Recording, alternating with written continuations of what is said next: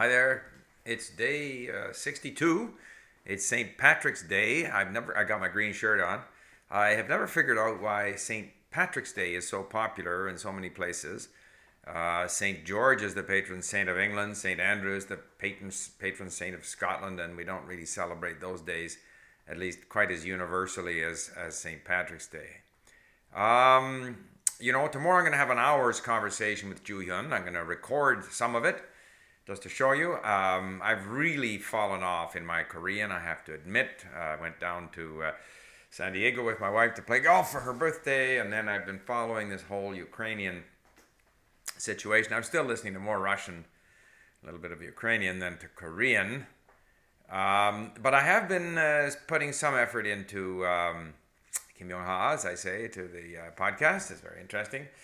Took my son and his family off to the airport last night, so his wife's mom has to look after the dog, and it's a what is it, a Labrador and some kind of a spaniel, I think. So it needs to walk twice a day, so I have to go in the afternoon and walk the dog. So it's been a busy day because I played hockey this morning, and normally we have basically 10 aside plus 2 goaltenders, but we only had 5 aside, so we played 4-on-4 hockey with 1 spare. That's a lot of work for an hour and a half. I was quite beat, and then I had to walk the dog for an hour, a big strong dog. So I'm quite tired, but one thing that's nice is I study languages for fun.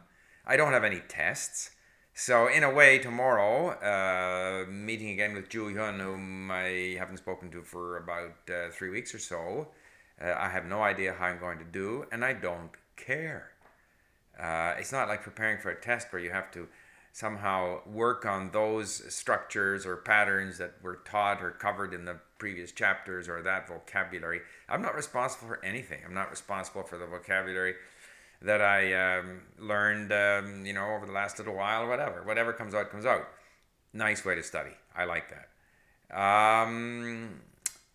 The other thing, I'm 68, going to be 69 in October. So some people, I'm sure, who are young, who are 20, they think, wow, is that ever old? Let me tell you, I don't feel old at all.